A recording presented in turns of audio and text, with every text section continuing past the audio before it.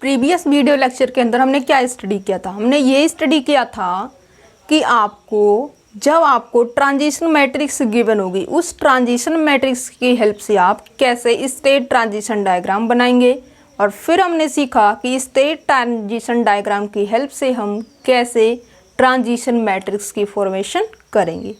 दोनों चीज़ें हमने सीखा। फिर इसके बाद हमने जो है स्टोचोस्टिक मैट्रिक्स के ऊपर वर्क किया था। ठीक है, आपने ये 3 डेफिनेशन स्टडी कर ली है। अब आपको क्या स्टडी करने की रिक्वायरमेंट है कि डब्ल्यू स्टोचोस्टिक मैट्रिक्स क्या होती है, समझते हैं।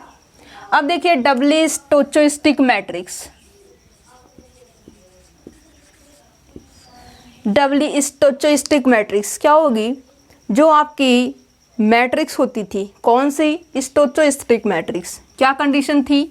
ये आपका था कि जो आपको एलिमेंट होंगे ट्रांजिशन मैट्रिक्स के अंदर, जो एलिमेंट होते थे वो आपको greater than equal to 0 less than equal to 1 होना चाहिए, पहली कंडीशन इसकी स्टोचोस्टिक मैट्रिक्स की। दूसरी कंडीशन क्या थी कि जो यहाँ पे एलिमेंट होंगे वो आपके ग्रेटर देन इक्वल टू 0 होंगे। ठीक है, 2 कंडीशन हो चुकी। तीसरी कंडीशन हमने आपको क्या बताया था? Sum of each row must be 1। क्या है? Sum of each row must be 1। ये किसके लिए थी? स्टोचोस्टिक मैट्रिक्स के लिए। अब यहाँ पे क्या होगा? सेम टू सेम ऐसा ही होगा, बट यहाँ पे थोड़ा सा इंक्रीमेंट हो चुका है। क्या होगा? क्योंकि जितना यहाँ पे डब्ल्यू वर्ड यूज हुआ है उसी के अकॉर्डिंग यहाँ पे इसके डेफिनेशन के अंदर भी चेंजिंग आएगी। ठीक है, अब डब्ल्यू स्टोचोस्टिक मतलब ये है कि पहली कंडीशन ये होगी कि जो इसके एलिमेंट होंगे ट्रांजिशन मैट्रिक्स के वो ग्रेटर देन इक्वल्स टू 0 और लेस देन इक्वल्स टू 1 होने चाहिए। ओके। दूसरी कंडीशन, एलिमेंट इसके greater than equals to 0 means non negative condition को, नॉन नेगेटिव रेस्ट्रिक्शन को सेटिस्फाई होने चाहिए। तीसरी बात ये है sum of each row as well as sum of each column is also must be 1। Sum of each row as well as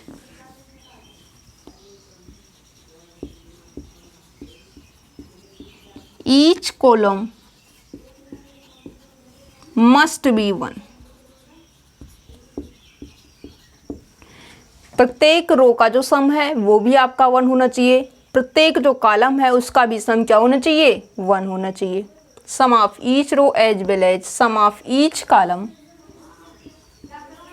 sum of each column must be 1। 2x2 की matrix से हम transition matrix उठाएंगे और ये देखेंगे कि वो matrix आपकी डब्ल्यू स्टोचोस्टिक मैट्रिक्स है या नहीं है। समझते हैं। देखिए हमने ये मैट्रिक्स उठाया, कौन सी मैट्रिक्स है? 2x2। This is a transition matrix of order 2। अब यहाँ पे क्या है? मान लेते हैं कि 1/2 1/2 1/2 1/2। ठीक है, अब यहाँ पे क्या करना है? इस मैट्रिक्स को चेक करना है कि ये मैट्रिक्स आपकी डब्ल्यू स्टोचोस्टिक मैट्रिक्स है या नहीं है। समझते हैं। अब यहाँ पे क्या होगा? चलिए एवरी रो का सम देखेंगे। एवरी रो का सम देखेंगे तो यहाँ पे क्या हो जाएगा? 1/2 plus 1/2 is equals to 1। Similarly second row पे आइए, 1/2 plus 1/2 is equals to 1। First column पे आइए, यहाँ पे क्या हो जाएगा? 1/2 plus 1/2 is equals to 1। Second column पे आइए, 1/2 प्लस 1/2 इज इक्वल्स टू 1। ये जो मैट्रिक्स आपकी है A is equals to matrix 2x2 की ट्रांजिशन है। ओके। अब यहाँ पे इस मैट्रिक्स के एवरी रो का सम कितना है? 1 है, और इस मैट्रिक्स के एवरी कॉलम का सम भी कितना है? 1 है। इसका मतलब ये है एवरी रो का सम भी 1 है, एवरी कॉलम का भी सम 1 है। तो ये मैट्रिक्स आपकी क्या है? इसके थर्ड कंडीशन को सेटिस्फाई है, वैलिड हो रही है। दूसरी कंडीशन, इसके जो एलिमेंट होने चाहिए वो नॉन नेगेटिव रेस्ट्रिक्शन जो 1/2 है वो ग्रेटर देन इक्वल टू 0 है। यस, कंडीशन सेटिस्फाई है। मीन्स ये थर्ड कंडीशन इस मैट्रिक्स के लिए फुलफिल है, सेकेंड कंडीशन भी फुलफिल है। क्या इसके जो एलिमेंट लिखे जा रहे हैं 0 और 1 के बीच में है? यस। ये जो 1/2 है 1/2 लाइज बिटवीन 0 to 1, 0 और 1 के बीच में लाई कर रहा है। ठीक है, अब ये क्या है? किसी भी एलिमेंट के लिए आपके जो मैट्रिक्स होगी वो वैलिड होगी। अब यहाँ पे क्या है 1/2 ग्रेटर देन 0 लेस देन 1, इस चीज़ को भी आप लिख सकते हो या फिर इसी चीज़ को लिख सकते हो 1/2 greater than equals to 0 less than equals to 1। ठीक है, ये भी लिखा जा सकता है। ओके, पहली कंडीशन वैलिड है, दूसरी कंडीशन वैलिड है, तीसरी कंडीशन मीन्स ये जो आपकी मैट्रिक्स है A is equals to 1/2 1/2 1/2 and 1/2, ये आपकी ट्रांजिशन जो मैट्रिक्स है ये कैसी मैट्रिक्स है, डबली स्टोचस्टिक मैट्रिक्स है। ओके, नेक्स्ट एग्जांपल देखिए।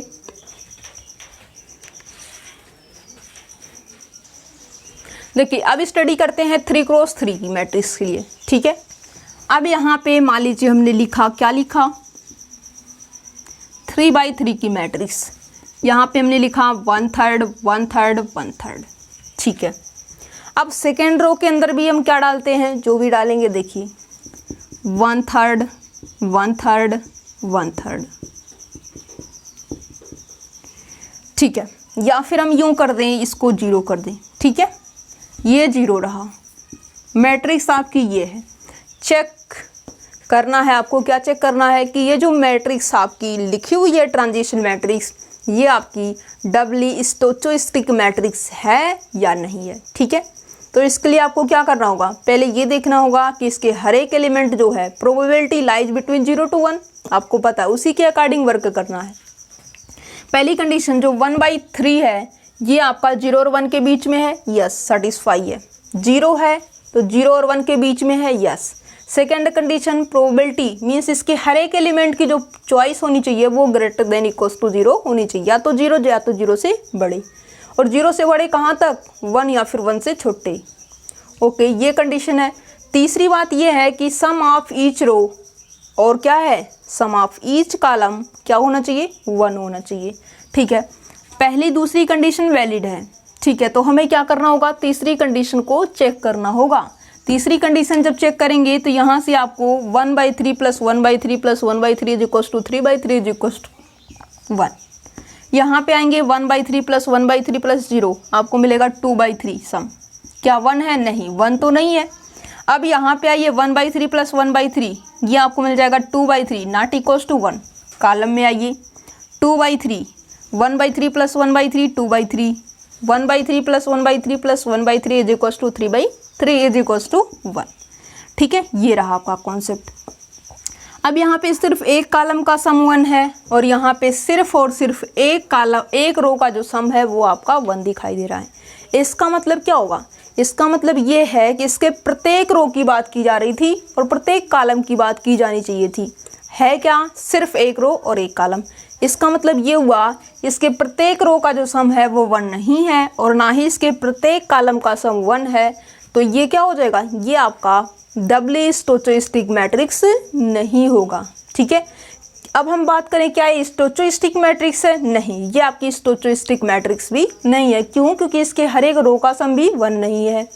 क्या है, ये 2 रो ऐसी है जिसका जो सम है वो 1 नहीं आ रहा है। इसका मतलब ये आपकी ना तो स्टोचस्टिक मैट्रिक्स है और ना ही ये आपकी डबली स्टोचस्टिक मैट्रिक्स है। ओके, एक एग्जांपल और देखिए, ये आपका 1 0 0 0 1 0,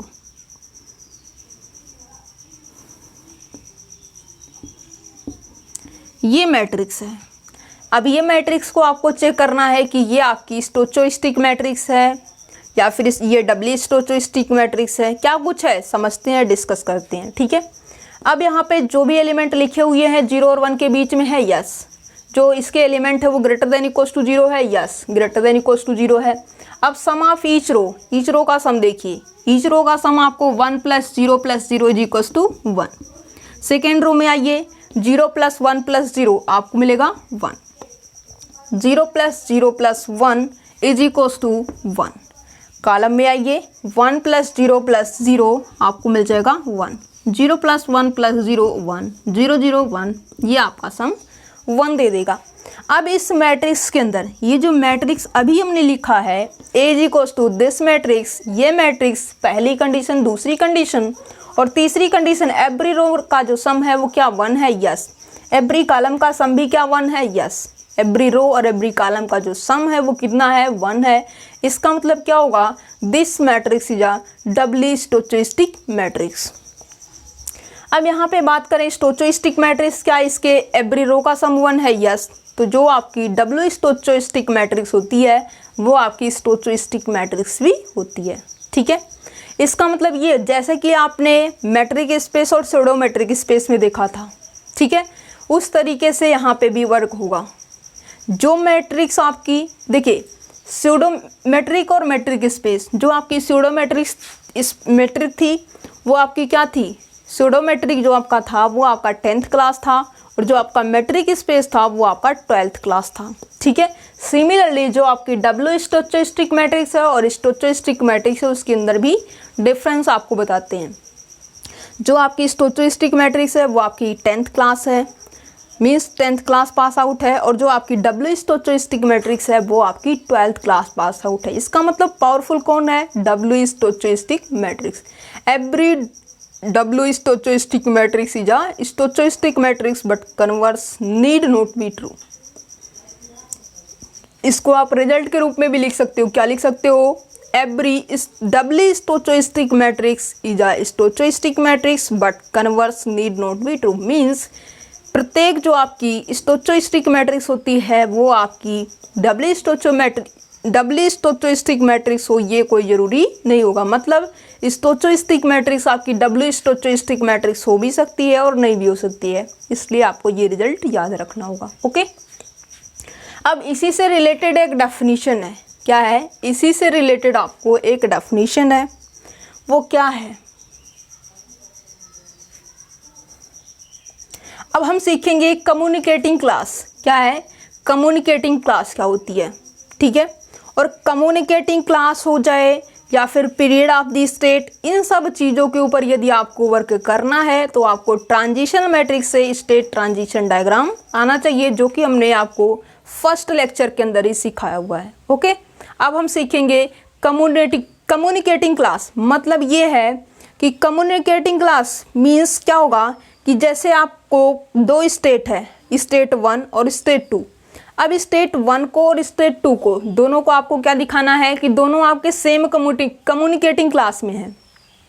दोनों के अंदर जो कम्युनिकेटिंग क्लास है वो सेम है। इसका मतलब ये होना चाहिए कि स्टेट 1 से स्टेट 2 पे जाने के लिए पाथ होना चाहिए और स्टेट 2 से आपको स्टेट 1 पे पहुंचने के लिए पाथ होना चाहिए, तभी जो आपकी स्टेट 1 और 2 है उनकी सेम कम्युनिकेटिंग क्लास होगी। क्या है, उनकी सेम कम्युनिकेटिंग क्लास। मतलब स्टेट 1 और 2 जो है आपका आपस में आ जा सकते हैं, तो उनका जो कम्युनिकेटिंग क्लास होगा वो सेम होगा। आइए समझते हैं कम्युनिकेटिंग क्लास। देखिए समझते हैं कम्युनिकेटिंग क्लास।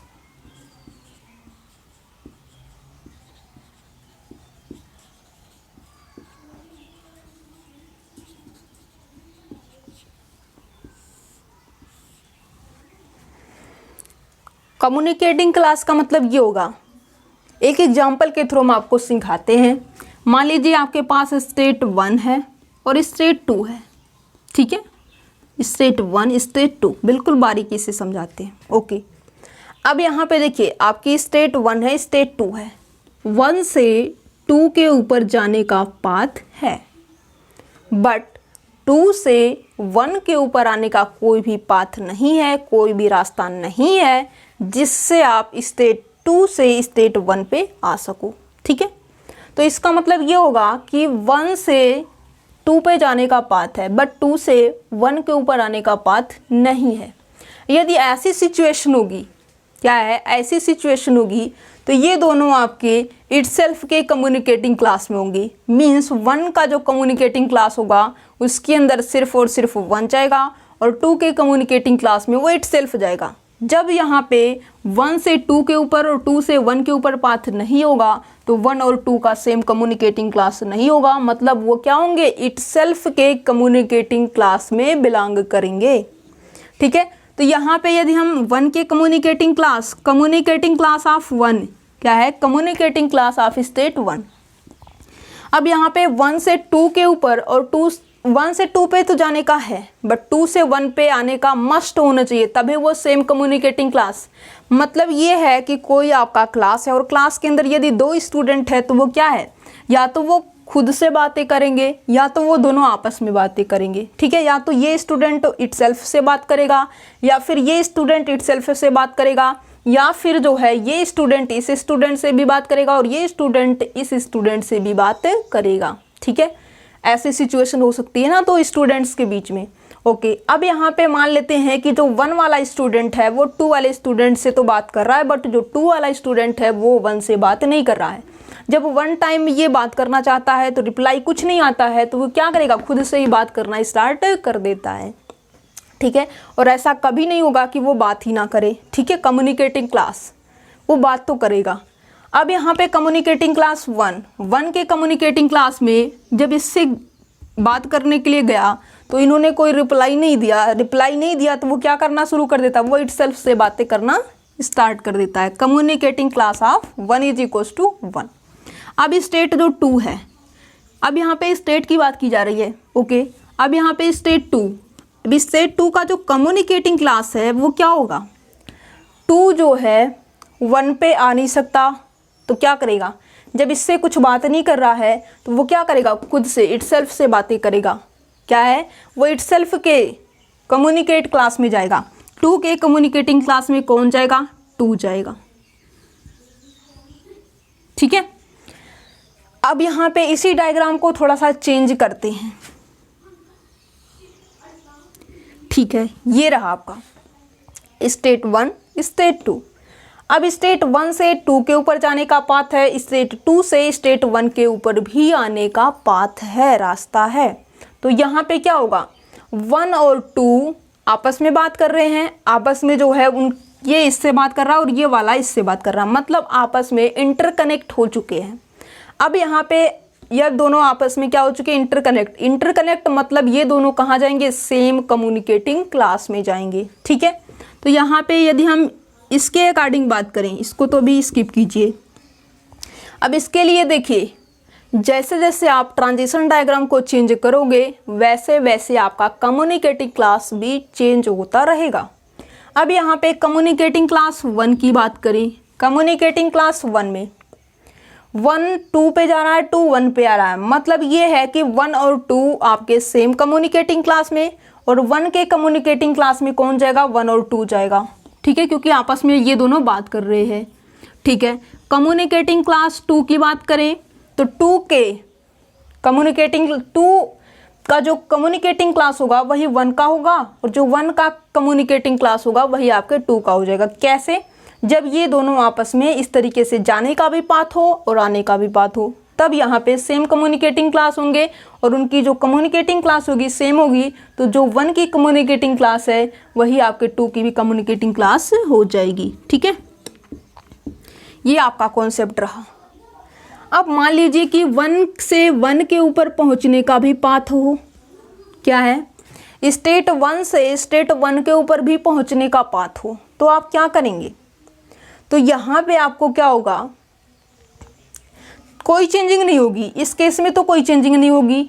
मीन्स 1 से 1 पे जाया जा सकता है, 1 से 2 पे जाया जा सकता है और 2 से 1 पे जाया जा सकता है।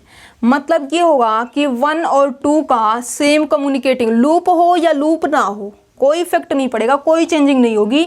बट ये देखिए कि स्टेट 1 से स्टेट 2 पे क्या जाने का, लूप से कोई यहाँ पे मतलब नहीं है। क्यों, क्योंकि अभी आपने डेफिनेशन देखा कम्युनिकेटिंग क्लास की कि जो आपकी स्टेट 1 है स्टेट 2 है, 1 और 2 की सेम कम्युनिकेटिंग क्लास होगी, कब होगी, जब आपका 1 से 2 के ऊपर भी पाथ मिले और 2 से 1 के ऊपर पाथ मिले, तो सेम कम्युनिकेटिंग मीन्स जो 1 की कम्युनिकेटिंग क्लास होगी उसमें 1 और 2 स्टेट चला जाएगा, और 2 के कम्युनिकेटिंग स्टेट 2 के कम्युनिकेटिंग क्लास में 1 और 2 स्टेट चले जाएंगे, ठीक है। जब 1 से 2 के ऊपर पाथ मिले या ना मिले, फिर 2 से 1 के ऊपर पाथ मिले या ना मिले, इसका मतलब ये होगा कि वो जब उनके बीच में कोई पाथ नहीं है, कोई इंटरकनेक्शन नहीं है, तो क्या होगा, वो इटसेल्फ के कम्युनिकेटिंग क्लास में चले जाएंगे, ठीक है, जैसा कि अभी आपने प्रीवियस के अंदर देखा है। ओके, अब मान लीजिए कि 2 से 2 के ऊपर पहुंचने के लिए लूप है, तभी ये communicating class as it is रहेगी, कोई चेंजिंग नहीं होगी। क्यों? क्योंकि स्टेट 1 और 2 के कम्युनिकेटिंग क्लास से आपको मतलब है ना, तो 1 से 2 पे जाने का पाथ है और 2 से 1 के ऊपर भी आने का पाथ है तो क्या हो जाएगा? सेम कम्युनिकेटिंग, फिर भी यही हो जाएगा कम्युनिकेटिंग क्लास उनका।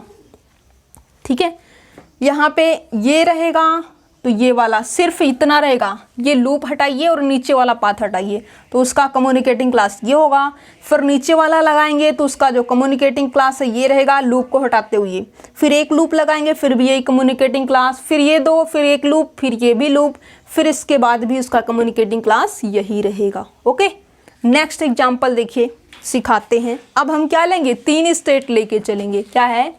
अब आपको 3 स्टेट के ऊपर वर्क करना है, स्टेट 1, स्टेट 2 और स्टेट 3। 3 स्टेट के ऊपर भी आपको वर्क करना है और एग्जाम के अंदर आपको मैक्सिमम वो 4 स्टेट तक पूछ सकता है। ठीक है, तो यहाँ पे स्टेट 2 के लिए आपने सीख लिया है। अब आपको स्टेट 3 के लिए थोड़ा सा डिस्कस करते हैं, फिर हम अपना आगे वर्क को करते हैं।